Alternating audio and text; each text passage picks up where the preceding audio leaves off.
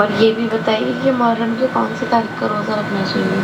محرم کے کون سی تاریخ کا نحمدہ و نصلی علی رسولہ الکریم، اما بعد۔ آپ دیکھ رہے ہیں نو ٹی وی جدہ اور میں ہوں آپ کا دوست، آپ کا ہوسٹ محمد عاقل۔ صبا ہے دہلی سے یہ جاننا چاہ رہی ہیں کہ محرم کی کس تاریخ کا روزہ رکھنا چاہیے۔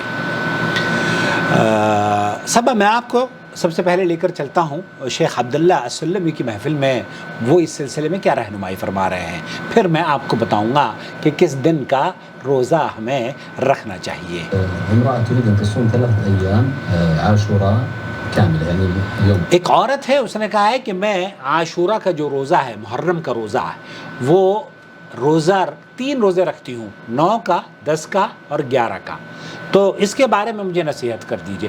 شیخ عبدالعزیز بن باز مفتی مملکت سعودی عرب سے پوچھا گیا تو انہوں نے کہا کہ اللہ کے رسول صلی اللہ علیہ وسلم نے فرمایا ہے افضل الصیام بعد رمضان شہر اللہ المحرم وهو عاشوراء، والمعنی انه يصومه كله من اوله الى، اللہ کے رسول صلی اللہ علیہ وسلم نے یہ فرمایا ہے کہ روزہ جو ہے رمضان کے بعد سب سے افضل روزے اس ماہ مبارک کے یا اس شہر اللہ الحرام کے ہیں جو محرم کا مہینہ ہے۔ تو اللہ کے رسول صلی اللہ علیہ وسلم نے فرمایا کہ یہ افضل ترین روزے ہیں محرم کے بعد، تو آپ پورے محرم کا بھی روزہ اگر رکھنا چاہیں تو اس کا بھی اہتمام کر سکتے ہیں، لیکن کس دن رکھنا چاہیے یہ سن لیجئے اس عورت کو کیا جواب دیا ہے۔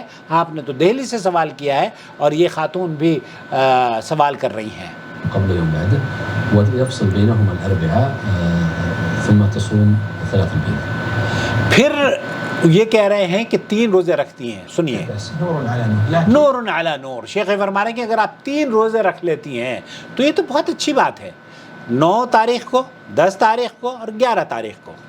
السنة في صيام عاشوراء هو الأول أن يصوم۔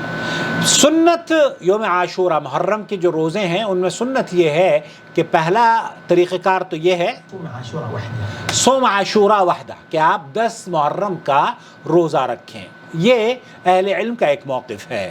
وهذا جائز ولا كراهة في ذلك، ہذا جائز، یہ جائز ہے، اس میں کوئی کراہیت نہیں ہے۔ لقول جماهير أهل العلم واختيار أبي العباس ابن تيمية۔ اب امام ابن تیمیہ رحمۃ اللہ علیہ کا بھی یہی موقف ہے کہ اگر عشرہ محرم کا، 10 محرم کا آپ روزہ رکھ لیتے ہیں تو وہ کافی ہے۔ السنة الثانية جو دوسری سنت ہے اہل علم کا، جو دوسرا موقف ہے وہ یہ أن يصوم يوما قبله، ان یصوم قوم یوما قبل، کہ اس 10 محرم سے پہلے ایک روزہ رکھا جائے، تو 10 سے پہلے 9 کا روزہ اس میں شامل کر لیں۔ ويصوم العاشر، ویصوم العاشر، 9 اور 10 دونوں رکھیں۔ ونحن في اليوم في هذا الزمان يوم الاثنين القادم بتاريخ، تو یہ بتا رہے ہیں کہ یہ ہمارے یہاں آج اس سال 2022 میں سعودی عرب میں جو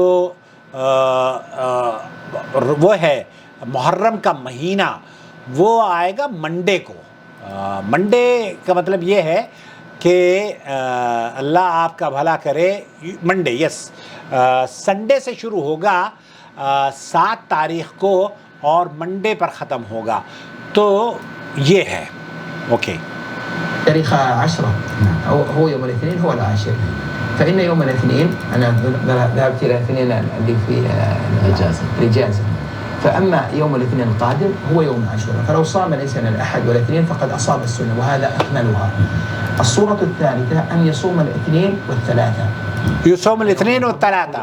تو یہاں شیخ یہ فرما رہے ہیں کہ سعودی عرب میں 2022 میں سنڈے کی ایوننگ سے 10ویں تاریخ شروع ہو جائے گی، اور ہمیں اگر 10 تاریخ کے روزے کا اہتمام کرنا ہے تو 8 اگست کو آپ روزہ رکھیں، تو 8 اگست کو روزہ رکھیں، اور روزے کی زبان سے نیت کرنا کہ بصوم غد نویت من شہر رمضان، یہ بدعت ہے، اس کو نہ کریں۔ تو 8 تاریخ کو اس سال عاشورہ کا روزہ رکھا جائے گا۔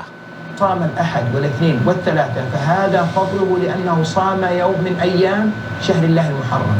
تو یہاں بہت اچھی بات یہ ہے کہ ایک آدمی اگر 3 دن کے روزے رکھ لیتا ہے تو وہ اللہ کے اس ماہ مبارک کا اور یہ اللہ کا جو مہینہ ہے اس کے روزے رکھنے کی فضیلت اس کو مل جائے گی. ولم يكن ذلك الفضل لأجل صيام عاشوراء والله أعلم. وعلى هذا فلو صامت المرأة يوم الأحد والاثنين والثلاثة ثم أفطرت الأربعاء وصامت الخميس لأنه يوم. تو یہاں شیخ یہ بیان کر رہے ہیں کہ ایک عورت ہو یا ایک مرد ہو، کیونکہ 10 تاریخ کو سعودی عرب میں عاشورہ کا روزہ ہوگا، تو آپ اگر 7 کو رکھیں، 7 اگست کو رکھیں، 8 اگست کو رکھیں اور 9 اگست کو رکھیں تو یہ 3 ہو جائیں گے.